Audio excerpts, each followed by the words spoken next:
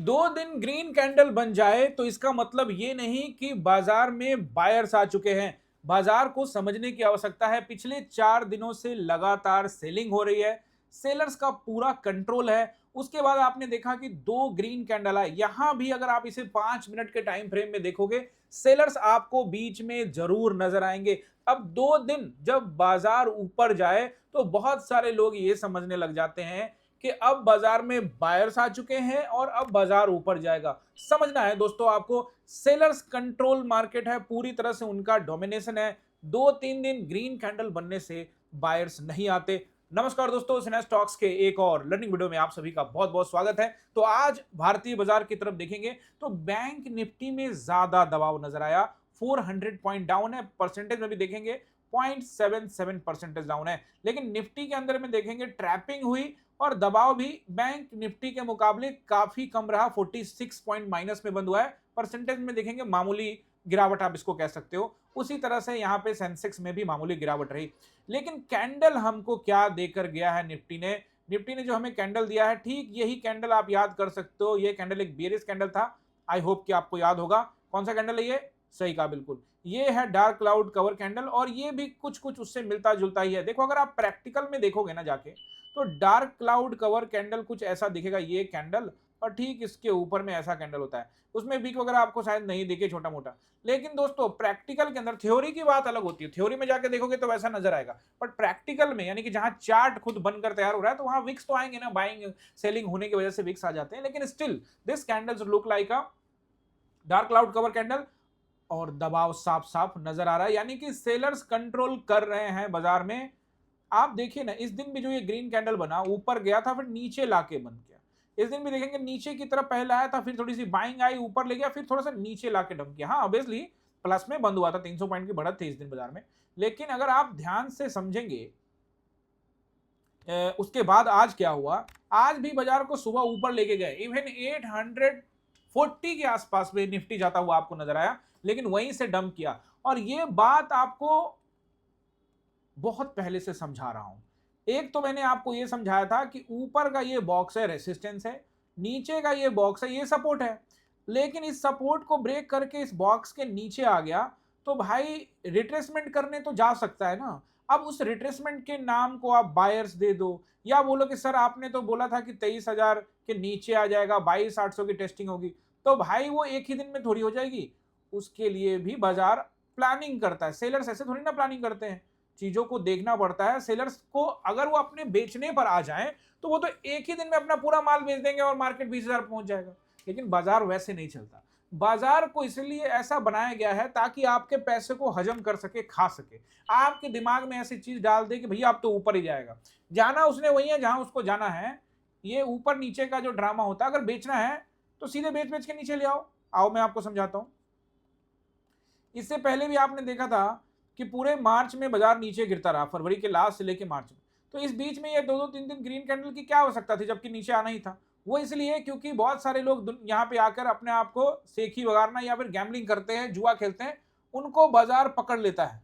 बाजार क्या करता है, उनको सबक सिखाता है। ओवर ट्रेड वालों को सबक सिखाता है। तो उस तरह से डिजाइन किया गया है। अगर सेलर्स चाहें तो वो तो बेचते ही चला जाएंगे। Daily daily daily daily red candle बनेगा, होगा कि नहीं होगा ऐसा। लेकिन बाजार को ऐसे ही चलाया जाता है, क्योंकि बाजार को आप वैसे नहीं चला सकते। अगर वैसे चलाएंगे तो लोगों का भरोसा टूट जाएगा बाजार से। फिर तो पता लगेगा कि सिर्फ सेलिंग सेलिंग आ रही है। लोगों की उम्मीद भी तो बरकरार रखनी है कि बाजार में बाइंग भी होती है। समझ रहे हो ना। ऐसे में अब बाजार की स्थिति क्या है, खैर आते हैं टॉपिक की तरफ। तो बाजार की जो स्थिति है वो साफ साफ बियरिश नजर आ रही है। एक क्लाउड कवर कैंडल भी है। और आपको मैंने कल कहा था कि ऐसे जब कैंडल बनते हैं तो तीसरा बार नीचे आ सकता है या चौथे कैंडल में नीचे आ सकता है। अब जो सिचुएशन ऐसी है कि यहाँ गैप डाउन होने की संभावना बहुत ज्यादा बढ़ गई है। हालांकि बीच में 2 दिन का हॉलीडे है। एक तो सैटरडे की छुट्टी रहती है और संडे की छुट्टी होती है। तो मंडे को जब मार्केट खुलेगा तो चांसेस बहुत ज्यादा है कि एक ब्लैक मंडे साबित हो सकता है। गैप डाउन भी हो सकता है और फ्लैट खुलने के बाद नीचे आ सकता है। उस केस में बाजार ऊपर जाने की संभावना है। अगर कोई हॉर्मुज स्ट्रेट को लेके ईरान इजराइल और अमेरिका को लेके कोई ऐसा पॉजिटिव न्यूज आता है, तब शायद मार्केट ऊपर जाएगा। अभी फिलहाल कहीं से भी कुछ ऐसा संकेत नहीं दिख रहा है। बहुत लोग संकेत ढूंढने की कोशिश कर रहे हैं कि शायद अमेरिका जो है वो चाइना के दौरे पे, यानी कि डोनाल्ड ट्रंप चाइना के दौरे पे गए हैं, तो वहां से कुछ हल निकलेगा। भाई वो सब अपना बिजनेस बिजनेस संभालने के लिए गए हैं। वहां देखो खाली सीईओ, टेस्ला के सीईओ, तो एप्पल के सीईओ सब वहां पहुंचे, वो सब बिजनेस डील है। उसी बीच में थोड़ा बहुत हॉर्मुज वगैरह की भी बात हो जाएगी, क्योंकि हॉर्मुज से अमेरिका को क्या परेशानी है? फिलहाल तत्काल रूप से अमेरिका को परेशानी नहीं है। अमेरिका को सिर्फ दबदबा दिखाने की है कि भैया अगर मैंने बोला था कि बंद कर खुलवा दूंगा और मैं नहीं खुलवा पा रहा हूं तो दुनिया भर में किरकिरी होगी। वो तो उसने वेनेजुएला का तेल कुआं तो ऐसे कब्जा कर ही लिया, अमेरिका के अंदर में खुद भी अपना सफिशिएंट तेल होता ही है। हाँ, उसकी क्वालिटी अलग होती है, लेकिन बावजूद इसको यहाँ सिर्फ लड़ाई जो है साख की है, अमेरिका को साख बचानी है और ईरान को अपना पूरा का पूरा जो है इसको अपना वर्चस्व दिखाना है अमेरिका को, और साख बचाना है। और ईरान की तो वो तो अपने पूरे देश बचाने की लड़ाई है, क्योंकि अगर वहाँ लोग एकजुट नहीं हुए सरकार के, वट एवर वहाँ पर अलग अलग सिचुएशंस है, कई तरह के स्टेटमेंट आते हैं, कई लोग कहते हैं कि सरकार के खिलाफ प्रदर्शन हो रहा है, कई लोग कहते हैं साथ में है, वो उनका अंदरूनी बात है। लेकिन ओवरऑल कहीं ना कहीं उनकी अमेरिका की वर्चस्व की लड़ाई है और ईरान की अस्तित्व की लड़ाई है, ठीक है ना। इस चक्कर में दुनिया भर के बाजार पिस रहे हैं, लेकिन दो बाजार नहीं पिस रहे हैं। एक का नाम, दो नहीं तीन, एक का नाम है जापान। जापान को देखोगे, रॉकेट दिखाया भी था ना एक सप्ताह 10 दिन पहले, और कॉस्पी को देखोगे यानी कि दक्षिण कोरिया, रॉकेट।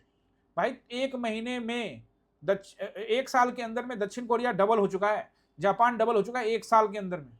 और ये आपका नैस्डैक देख लो, कल भी ऑल टाइम हाई पे ही बंद हुआ है, देख रहे हो।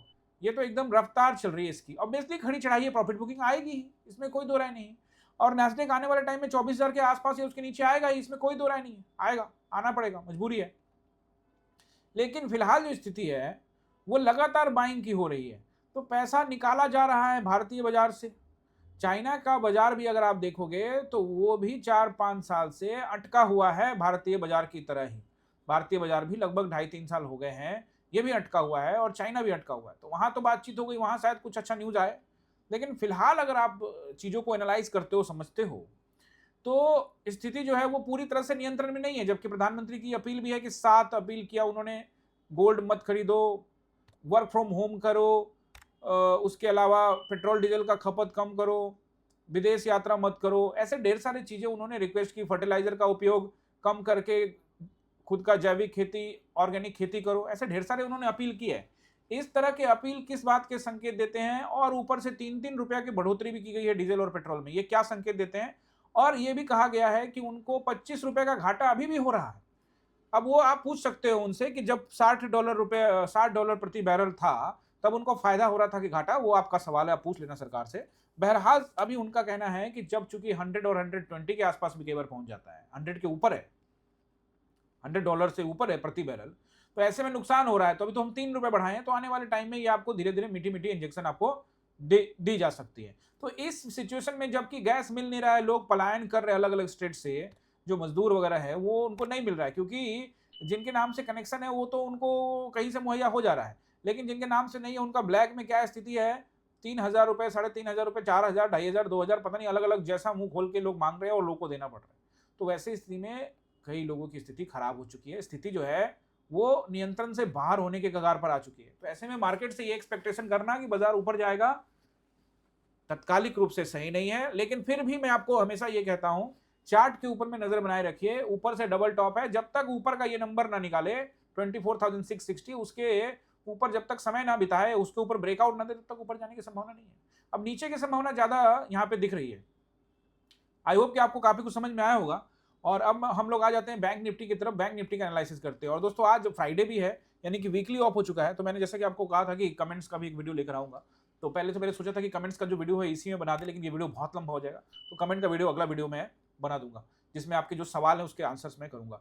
फिलहाल बैंक निफ्टी को देखते हैं, बैंक निफ्टी का सपोर्ट एंड रेसिस्टेंस। जैसा कि मैंने आपको कहा था कि जोन है, तो जोन के ऊपरी हिस्से में गया है तो फिर नीचे आता है, नीचे से फिर ऊपर गया तो नीचे की तरफ आ सकता है। पूरा नीचे तो नहीं आया, निफ्टी तो मात्र 46 पॉइंट आया, हालांकि ऊपर से देखोगे तो 200 पॉइंट को, जो कि मैं आपको 5 मिनट के टाइम फ्रेम में समझाऊंगा। लेकिन बैंक निफ्टी को देखोगे प्रॉपर आपको ऊपर गया और वहां से मतलब फ्लैट, ऑलमोस्ट फ्लैट टाइप का खुला, और फिर वहां से सीधे नीचे आया लगभग 400 पॉइंट।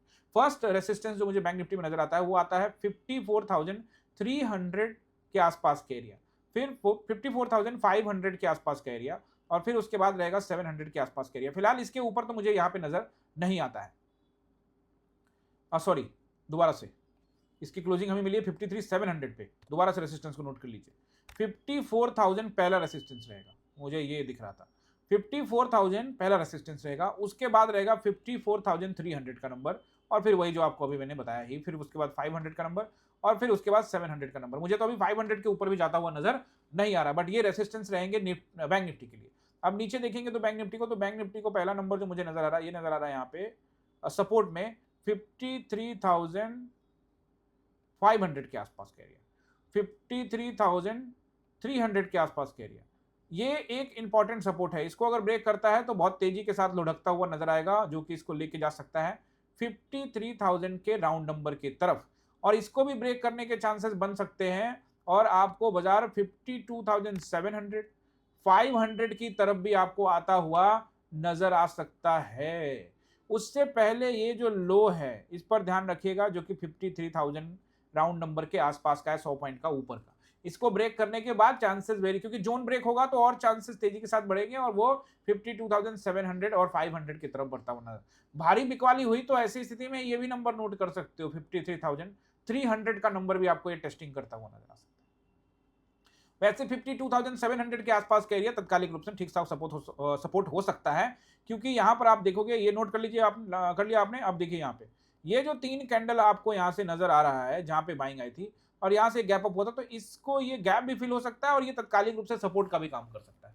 लेकिन ये कितना अच्छा सपोर्ट होगा ये कहना अभी मुश्किल है। मुझे लगता है कि अगर इसको यहाँ पे थोड़ा भी समय बिताता है तो लोग सोचेंगे कि अब यहाँ से सपोर्ट लेगा, और उनको ट्रैप करने के लिए एक और ब्रेकआउट कैंडल आपको नीचे आता हुआ नजर आ सकता है। आई होप कि बैंक निफ्टी में आपका जो पोजीशन, जो सपोर्ट एंड रेसिस्टेंस है वो क्लियर हो गया होगा। अब हम आ जाते हैं one of the major components में, एचडीएफसी। तो एचडीएफसी ने भी वही कैंडल बना के दिया है, और ये कैंडल का मतलब साफ साफ है कि ये डार्क क्लाउड कवर कैंडल है, और नीचे की तरफ ही इसका दबाव तत्काल में नजर आता है। जब तक कोई न्यूज ना हो तो एचडीएफसी का दबाव झुकाव नीचे की तरफ है, और ये फिर हो सकता है कि आपको 14 मई के जो लो है उसकी टेस्टिंग करता हुआ नजर आए। आईसीआईसीआई बैंक की तरफ अगर देखते हैं तो आईसीआईसीआई बैंक मुझे यहाँ पे नजर आ रहा है दबाव में ही, यहाँ भी लगभग कुछ वैसा ही कैंडल है, और नीचे की तरफ ही झुकाव नजर आ रहा है, और ये भी हो सकता है कि आपको आने वाले टाइम में 1220 के आसपास नजर आए, 1220। रिलायंस को देखते हैं, तो रिलायंस को लेकर मैंने आपको पहले कहा था कि जिस तरह से ये गया है, खड़ी चढ़ाई विश्वास के लायक नहीं होती। हमेशा कहता हूं ना, खड़ी चढ़ाई विश्वास मत करना। क्या ऐसी वजह थी कि इसको ऊपर ले गया? अरे भाई, वजह कुछ नहीं होता, किसी का पोजीशन होता है, वो अपना पोजीशन काटने के लिए, पहले भी समझा चुका हूं, लेकिन बीच बीच में भाई कई बार समझा देता हूं कि नए लोग जुड़ते हैं, नए लोग। अब मान के चलो कि यहाँ पे शॉर्ट किसी ने बहुत पहले, यहाँ पे मान लो यहाँ पे या 2-3 महीने या 4 महीने पहले या साल भर पहले 100 रुपए के पे माल खरीदा था। अब ऊपर से बेचते बेचते तो ला रहे हैं, लेकिन अब उनका वो आ गया है एरिया जहां पर अब उनको निकलना है। तो ऐसी स्थिति में वो क्या करते हैं, या कभी वो पोजीशंस बनाते हैं, नया फ्रेश पोजीशन या पुराना पोजीशन भी होता है, तो उनको लगता है कि अब ये 100 में हमने खरीदा था, अब ये वापस से 100 के नीचे आने वाला है, तो मेरा तो लॉस हो सकता है। तो ऐसी स्थिति में क्या करते हैं, वो उठा के 110, 115, 120 तक पहुंचा देते हैं, और वहां अपना कल्टी मार जाते हैं, यानी वहां पे एग्जिट कर देते हैं, और फिर बाजार नीचे आ जाता है। इसका मतलब साफ है कि बाजार को अपने हिसाब से चलाते हैं। जब उनको लगता है कि मुझे लॉस हो सकता है तो जबरदस्ती खींच, ये जबरदस्ती खींचना नहीं हुआ तो क्या हुआ, आप ही बता दो। इसको अगर आप जबरदस्ती खींचना नहीं कहते हो तो फिर ये क्यों हुआ? समझ रहे हो मैटर? इसकी क्या आवश्यकता थी? जब ये बना तो फिर ये क्या था, ऊपर बाइंग करके चले जाते। तो ये कहने का मतलब 1 2 3 4 5 दिन, और फिर यहाँ पे 3 8 दिन, और 3 8 3 11, और 3 14 दिन आपको यहाँ पे लग गया, जबकि बाजार तो यहीं पर है घूम फिर के। 14 दिन बस ऐसे ही टाइम वेस्ट हुआ। टाइम वेस्ट नहीं, लोगों के पोजीशंस भी होते हैं रिटेलर्स के, उनको भी खा जाते हैं, अपने पोजीशंस को कवर भी कर लेते हैं। समझ रहे हो ना, ये सब गेम होता है जो आपको समझना होगा। बहरहाल खड़ी चढ़ाई विश्वास करने की आवश्यकता नहीं है। 1315 को ब्रेक करता है तो नीचे की तरफ टारगेट इनेबल होंगे, जो कि 1271 की तरफ आता हुआ आपको नजर आ सकता है, और फिर और ज्यादा दबाव हुआ तो फिर 1200 की तरफ भी आपको आता हुआ नजर आ सकता है। रिलायंस और तो मेजर कंपोनेंट में अगर एक्सिस बैंक को देखते हैं तो इसमें मुझे दबाव ही नजर आता है। एसबीआई को देखते हैं तो यहाँ भी मैं आपको पहले भी बोल चुका हूं कि मुझे दबाव, पहले ही बोल रहा था भाई, जब ये ऊपर जा रहा था तब भी बोल रहा था कि एक बार नीचे जरूर आएगा। लाइन अपनी लगी हुई है, छोड़ के कहाँ जाएगा, समझ रहे हो ना। तो इस एरिया पर आएगा तो देखेंगे क्या हमारे लिए कोई अपॉर्चुनिटी है लॉन्ग टर्म के लिए, या और नीचे भी अपॉर्चुनिटी बनेगा। इन्फोसिस वगैरह को लेकर कल मैंने आपको कहा था कि कल आईटी कंपनी में थोड़ा सा तेजी देखने को मिल सकती है, तो वही थोड़ा सा बाजार को बचाने में कहीं ना कहीं हाथ रहा इनका। अगर ये सब भी डाउन डाउन डाउन होते तो आपको बाजार यहां पर और तेजी के साथ नीचे जाता हुआ नजर आता। बहरहाल ठीक है, कुछ सपोर्ट भी जरूरी है, सब कोई बेच ही देगा तो दिक्कत तो हो ही जाएगा। अब बात आती है दोस्तों नेक्स्ट निफ्टी की तरफ चलते हैं। सबसे पहले हम लोग क्या करते हैं, 5 मिनट के टाइम फ्रेम में एक बार आ जाते हैं और 5 मिनट के टाइम फ्रेम में मैं यहाँ पर आपको अपने पोजीशंस क्लियर कर देता हूँ। दोस्तों मेरा पोजीशन एकदम एकदम क्लियर था, उछाल आएगा मैं एंट्री करूंगा। तो मुझे लगता है कि पहला दूसरा कैंडल मैंने वेट किया होगा और ये तीसरा कैंडल में मेरी या चौथे कैंडल में मेरी एंट्री हो गई होगी। लेट्स चेक, टाइम थोड़ा बहुत आगे पीछे हो सकता है। तो यहाँ पर हम लोग चेक कर लेते हैं आज का हमारा पहला ट्रेड क्या था। ये देखिए 9:29 में हमने यहाँ पे एंट्री कर ली। 260 रुपए से लेके 295, 35 रुपए का भाव हमको मिला। मैंने ये पहले ही एक्सपेक्टेशन लगा लिया था कि बाजार वोलेटाइल रह सकता है और प्रॉफिट जल्दी बुकिंग करनी होगी, और इस बात को मैंने आपको पहले ही कह दिया था। 9:29 में हमने ट्रेड लिया था और मैं यह देख लेता हूं, देखो 9:31 में जल्दी बुकिंग करने के लिए मैंने बोला था, है ना, पहले ही बोल दिया था मैंने आपको कि वोलेटाइल हो सकता है वगैरह वगैरह। तो ये मैंने यहाँ पर इसको यहाँ पर बुक करने के लिए लोगों को मतलब कहा कि क्लास के अंदर में बुक करना चाहो तो कर सकते हो, लेकिन कुछ ऐसे स्टूडेंट थे नहीं कर पाए और मैंने भी अपने पूरे लॉट नहीं बुक किए थे। वेट एंड वॉच चल रहा था, बट ये ऊपर जा रहा था तो प्रीमियम डीके हो रहा था और लोग परेशान हो रहे थे कि लॉस हो रहा है लॉस हो रहा है। अरे लॉस और प्रॉफिट नहीं होगा तो बाजार में क्या होगा, कुछ और होगा। आप लोग तो बस उसी बात को लेकर रोते रहते हो, लॉस हो रहा है लॉस हो रहा है, तो लॉस ही होगा ना भाई, प्रॉफिट होगा या लॉस होगा। अच्छा जब पूरा प्रॉफिट देता है तो लेते क्यों नहीं हो? प्रॉफिट लेने आता नहीं है, लॉस देने आपको आता नहीं है, दोनों में से कुछ भी आपको करने नहीं आता। लॉस मार्केट अपने हिसाब से ले लेता है और प्रॉफिट आप लोग अपने हिसाब से भी नहीं ले पाते, वो फेयर के हिसाब से लेते हैं। दोनों में फेयर रहता है, इस विषय में बहुत बार बता चुका हूं, आज नहीं बताने वाला। फिलहाल हम लोग क्या करेंगे, यहाँ पर करेंगे लॉट का एवरेज। यहाँ किया हमने लॉट का एवरेज, बनाया बढ़िया पैसा। उसके बाद फिर से हमने यहाँ पर एक एंट्री बनाई, इसमें भी ठीक ठाक पैसा बना और इसमें भी कुछ लॉट छोड़े रखे और फिर यहाँ ऊपर जाने के बाद यहाँ हमने एंट्री बनाई। उसके अलावा रिलायंस में एंट्री बनाई, 4 एंट्रियां 5 एंट्रियां हुई और ये वाला एंट्री जो सबसे लास्ट में बनाया था वो जबरदस्त चला। और ये सारे के सारे आपको स्क्रीनशॉट मिल जाएंगे, आप चाहें तो यहाँ पर भी मैं आपको टाइम के साथ बता सकता हूँ। 9:29 में चला और कोई ट्रेड हमने काटा नहीं, छोटा मोटा लॉस बुक करते रहते हैं। रिलायंस के अंदर में भी बहुत अच्छा चला। उसके बाद फिर नेक्स्ट ट्रेड जो लिया था हमने ये भी बहुत अच्छा चला। स्टॉप लॉस मैंने आज दूर क्यों रखा था? स्टॉप लॉस दूर रखने के पीछे का रीजन क्या था? इसलिए रीजन था क्योंकि आई एम एक्सपेक्टिंग कि बाजार थोड़ा सा ट्रैपिंग करेगा, थोड़ा उछाल आएगा लेकिन गिरावट होगी। और आप देखिए उछाल तो आया, लोग इसको प्राइस एक्शन समझ के कॉल में गए होंगे, लेकिन हम वहां एवरेज किए और उसका हमें फायदा मिला। बात समझ रहे हो? तो ऐसे टाइम को जब आप समझोगे, चीजों को समझोगे, वैसे आपको सारा स्क्रीनशॉट मिल जाएगा क्या हमने ट्रेड लिया और फिर यहाँ जो अच्छा ट्रेड लिया था बस वो ट्रेड। तो कहने का मतलब ये है कि अभी बाजार में सेलर साफ साफ डोमिनेशन के साथ में चल रहे हैं। तो 5 मिनट के टाइम फ्रेम में आपका हो गया। अब आ जाते हैं हम लोग वीकली टाइम फ्रेम में, क्योंकि वीकली ऑफ हो चुका है। तो वीकली टाइम फ्रेम में एक बार हम लोग देखते हैं क्या दबाव है नहीं है। तो अगर आप देखते हैं ये आपका निफ्टी को, तो निफ्टी ये 3 वीक कैंडल के नीचे ही कारोबार कर रहा है, तो ये भी दबाव में है दोस्तों, साफ साफ नजर आ रहा है दबाव में रहेगा। और बैंक निफ्टी को देखते हैं तो स्टिल ये भी अब ये डोजी कैंडल को ब्रेक करके नीचे कामकाज कर रहा है, तो इसके भी चांसेस अब काफी ज्यादा नीचे जाने के लिए, अगर ये आज ऊपर की ओर क्लोज करता तो चांसेस बढ़ते, लेकिन नहीं, ऐसा नहीं हो पाया और ये नीचे की तरफ आया। तो अब चांसेस आर वेरी हाई कि ये और नीचे की तरफ आपको दिख सकता है। हालांकि यहाँ पर एक मामूली सा सपोर्ट है, इसके नीचे थोड़ा सा समय बिताने की बात है, तो फिर ये नीचे आ सकता है आने वाले सप्ताह में। सप्ताह का देख रहे हैं, ये मत समझे कल ही के कल वाले बोल रहा हूँ, सप्ताह वाला है, ये नीचे की आता है तो चांसेस आर वेरी हाई कि और नीचे आ सकता है। सेंसेक्स को देखते हैं वीकली टाइम फ्रेम में, तो ठीक निफ्टी की तरह ही यहाँ भी उसके अलावा कुछ एक्स्ट्रा ही दबाव नजर आ रहा है वीकली टाइम फ्रेम में, तो ये इसमें भी प्रेशर सेंसेक्स में साफ साफ नजर आ रहा है। एचडीएफसी बैंक को भी देखते हैं तो ये थोड़ा सा वीकली टाइम फ्रेम में कंफ्यूजन क्रिएट कर रहा है, एग्जैक्ट नहीं पता बट दबाव हो भी सकता है, दिख तो रहा है ऊपर से जिस तरह से आया है, एक बड़ा कैंडल भी देखने को मिल सकता है। आईसीआईसीआई बैंक में भी दबाव साफ साफ नजर आ रहा है, हालांकि ये भी कंफ्यूजन है लेकिन ज़्यादा पिक्चर क्लियर नीचे की तरफ इसका है। रिलायंस की तरफ अगर आप देखते हो तो रिलायंस को लेकर भी मैं पहले भी कहा था कि ये दबाव में रहने की संभावना बहुत ज़्यादा है, और अब तो ये एक इवनिंग स्टार पैटर्न बना चुका है, वो भी वीकली टाइम फ्रेम पर। ये तो बहुत खतरनाक पैटर्न हुआ, अगर अगले सप्ताह इसने इसके नीचे में क्लोजिंग दिया तो और तेजी के साथ 1214 को भी उड़ाता हुआ नजर आ सकता है। दबाव तो है।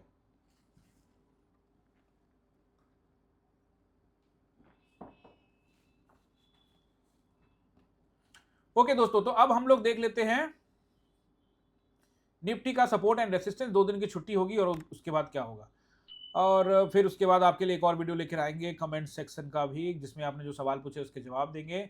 टाइम हो रहा है 6:17 और भारतीय बाजार का हाल देखते हैं तो ये नैस्डैक तो डाउन चल रहा है, डाउ जोन्स को भी देखते हैं तो ये भी 400-500 पॉइंट नीचे ही चल रहा है, और एसजीएक्स निफ्टी को देखते हैं तो ये भी अभी थोड़ा सा फ्लैट टाइप का है, 27 पॉइंट नीचे। तो अभी कहना मुश्किल है, ये तो सुबह पता लगेगा। बहरहाल जापान के मार्केट में 1.99%, 2% की बिक्री हुई है। डैक्स में यानी कि यूरोपियन मार्केट में, एफटीसी में, फ्रांस के अंदर में, इन सब जगह पे बिक्री देखने को मिली है। इवन चाइना का मार्केट भी 1% डाउन है। क्या बात है, लोग को वहां ट्रैप किया होगा कि ट्रम्प आए भाई ऊपर जाएगा, और वहां लोग कॉल में बैठे होंगे, उनको ही पकड़ लिया। आज कहने का मतलब ये कि ट्रैपिंग खूब चलती है बाजार में, चाहे इंडिया का मार्केट हो चाहे कहीं का, बट इंडिया का कुछ अलग ही चलता है। यहाँ पे रिटेलर्स की खून पसीने की कमाई चूस चूस के निकाली जाती है। खैर, रिटेलर्स भी एक प्रकार से गैम्बलिंग ही तो करते हैं, उनको समझने की कोशिश करते नहीं है, बस आते पैसा के चक्कर में, बस वहीं फंस जाते हैं। अरे समझा करो यार। चलो, दबाव नीचे की तरफ, कैंडल नीचे की तरफ आता हुआ साफ साफ नजर आ रहा है। किसी ही केस में, रेयर केस में ऊपर जाएगा, अदरवाइज यहाँ से आपको इंगल्फिंग पैटर्न बन सकता है। एक गैप डाउन होने के बाद नीचे की तरफ आ सकता है, किसी भी कंडीशन में नीचे ही की तरफ ज्यादा दिख रहा है। फर्स्ट रेसिस्टेंस क्या रहेगा क्लोजिंग के अकॉर्डिंग में? 23,660 के आसपास का एरिया, जो कि 680 तक रह सकता है। नेक्स्ट नंबर रहेगा 760 का एरिया, और उसके बाद रहेगा 800 से लेकर 860 का एरिया, यानी कि 23,000 आगे लगा लीजिएगा। समझ गए? अब आइए सपोर्ट देख लेते हैं। सपोर्ट कुछ नजर आ नहीं रहा है, सीधे नीचे आता हुआ नजर आ रहा है। फिर भी अकॉर्डिंग टू द कैंडल 23,600 का नंबर अगर गैप डाउन ना किया तब, और अगर उसको बाईपास करके नीचे खुला तो 23,560, जो कि कुछ खास नंबर नहीं है। तो मेजर नंबर की तरफ हम बढ़ते हैं तो 23,460 से लेकर 400, and the most important number is 23,360। बहुत दबाव आपको दिखा तो इसके नीचे भी आता दिखेगा, लेकिन इसके अभी चांसेस थोड़े कम है। अगर वो पूरा गैप डाउन करके पूरा निकलने की कोशिश करता है तो आपको नोट करके रखना चाहिए 260, और हो सकता है कि 160 तरफ। अगर 260 को आप सोच रहे हो इस टाइम में, जबकि बाजार 600 पे क्लोजिंग हुआ है, तो 400 पॉइंट की गिरावट एक्सपेक्टेशन करनी पड़ेगी। अगर 360 देखते हो तो 300 पॉइंट की गिरावट की एक्सपेक्टेशन करनी पड़ेगी, जिसके चांसेस बने हुए दबाव में साफ साफ नजर आ रहा है। दोस्तों, आज आपको मैंने सब कुछ समझा दिया, बता दिया। आई होप कि आपको सब कुछ समझ में आ गया होगा, लेकिन आपसे सुबह अर्ली में आपसे अपील करना भूल गया, अभी कर देता हूं। अपील ये है कि दोस्तों, जिस तरह से आप लोग यहाँ पर, एक तो शुक्रिया अदा करना चाहता हूँ, 16,000 क्रॉस कर चुके हैं, वो आपके बिना संभव नहीं था। ये असंभव सा चीज़ें हैं, लेकिन दोस्तों अगर आप मेहनत करते हो, सबसे इंपॉर्टेंट क्या है जिस पर मैं आपसे बात करना चाहता हूँ, वो होता है ट्रस्ट। सबसे मुश्किल और सबसे आसान जो चीज़ है वो है ट्रस्ट, सेल्फ ट्रस्ट। जैसे आपको मैं ट्रस्ट की परिभाषा बताऊं, आप दूसरों पर ट्रस्ट करते हो। आप क्या करते हो? दूसरों पे। ट्रस्ट की परिभाषा समझा रहा हूं आपको। आप दूसरों पे ट्रस्ट करते हो। किस पे ट्रस्ट करते हो? अगर आप बस में यात्रा कर रहे हो तो आपको नहीं पता कि ड्राइवर कैसा है, लेकिन आप ट्रस्ट कर रहे हो ना। आप एरोप्लेन से यात्रा कर रहे हो या रेल से यात्रा कर रहे हो, आपको नहीं पता कि उसका पायलट कैसा है, ड्राइवर कैसा है, लेकिन आप ट्रस्ट करते हो। आपको नहीं पता कि डॉक्टर ने इंजेक्शन डाला है तो उसमें क्या जहर तो नहीं होगा, कोई दवाई खिलाई है तो जहर तो नहीं होगा, लेकिन आप खाते हो, ट्रस्ट करते हो। हर जगह आप ट्रस्ट करते हो। खाने पीने के लिए जाते हो, होटलों में मिठाई खाने से लेकर दुनिया भर के चीज, रेस्टोरेंट में जाते हो, ट्रस्ट करते हो। कहीं घूमने जाते हो ट्रेवल करने के लिए तो किसी होटल में जाके रहते हो, वहां ट्रस्ट करते हो। हर जगह आप ट्रस्ट करते हो दूसरों पे, लेकिन एक चीज नहीं करते जिसकी आपको आवश्यकता है, वो है सेल्फ ट्रस्ट, खुद के ऊपर ट्रस्ट करना। जब आप खुद के ऊपर ट्रस्ट करेंगे तो दुनिया की हर कठिनाइयों को आसानी से सामना कर पाएंगे। ये सबसे मुश्किल काम भी है और सबसे आसान भी तो है, क्योंकि खुद पे तो ट्रस्ट करना है। मतलब ये है आसान, लेकिन हमने इसको बड़ा मुश्किल बना रखा है। तो आपको ढूंढना पड़ेगा वो जो मुश्किल रास्ता है, उसके साइड से एक आसान रास्ता भी होगा सेल्फ ट्रस्ट के लिए। तो ये मुश्किल तो है, लेकिन इस पर काबू किया जा सकता है। और जब सेल्फ ट्रस्ट आएगा तो उन्नति, प्रगति, सब कुछ साथ में आपको मिलेगा। यही बात मैंने आपको कही थी टेलीग्राम के ऊपर में। ट्रस्ट करना बहुत ज्यादा जरूरी है, रिजिड रहना बहुत ज्यादा जरूरी है, लेकिन किसी बात को लेकर जबरदस्ती का जिद बनाने की बात नहीं कर रहा हूं। ट्रस्ट का मतलब यह होता है कि ये सेटअप मैंने बनाया है, इस सेटअप से इस जगह पर अगर आता है तो ये मेरा सेटअप है और मेरा ये टारगेट है, मैं इस पर ट्रस्ट करूंगा।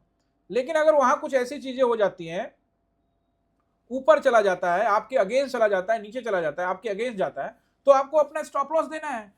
आपको तब नहीं दिखाना ट्रस्ट, वो ट्रस्ट नहीं होगा, फिर वो ओवर कॉन्फिडेंस हो जाएगा। और इनके बीच में बहुत महीन मात्रा, जो उन दोनों के बीच में जो परत होती है ना, महीन परत होती है। उसके एक तरफ ओवर कॉन्फिडेंस होता है और दूसरी तरफ आपका कॉन्फिडेंस और ट्रस्ट होता है। उसको आपको सामना करना पड़ेगा और समझना पड़ेगा। दोस्तों इन सब ढेर सारी चीज़ों को सीखने के लिए आप हमारे सैटरडे संडे की क्लास में आ सकते हैं, जहाँ मैं आपको समझाता हूँ, सिखाता हूँ। और सैटरडे संडे की जो क्लास होती है, वो उसको ज्वाइन करने के लिए आपको कुछ खास करना नहीं है। आपके पास सिर्फ 99 रुपीज़ होने चाहिए। ये भी फ्री ही है, ये तो हमने सिर्फ रखा है कि भैया कुछ तो सीरियस लोग हों, जो कम से कम 99 भी खर्च कर सकें। 99 रुपीज़ में आप सैटरडे संडे का क्लास ले सकते हैं, जो कि 1 महीने तक वैलिड होगा। 4 संडे, 4 सैटरडे, कई बार तो 5 संडे, 5 सैटरडे भी आपको देखने को मिल सकता है। तो ये जो आपको महीने का क्लास है, इसमें आप ए टू जेड सीखेंगे। ऐसी ढेर सारी बातें समझेंगे जिससे आपकी कॉन्फिडेंस आए। बहुत लोग प्रॉफिट नहीं होल्डिंग कर पाते या बहुत सारी ऐसी चीज़ें नहीं कर पाते। वो हम यहाँ बात करते हैं क्लास में। तो आप ज़रूर आइए, ज्वाइन करिए। और दोस्तों आप सभी से रिक्वेस्ट है कि जिस तरह से आप प्यार दे रहे हैं, वो बरकरार होना चाहिए। लाइक नहीं पहुंच रहा 300 के आसपास में। अभी तो सैटरडे संडे का टाइम है, अब 300 में काम चलेगा नहीं।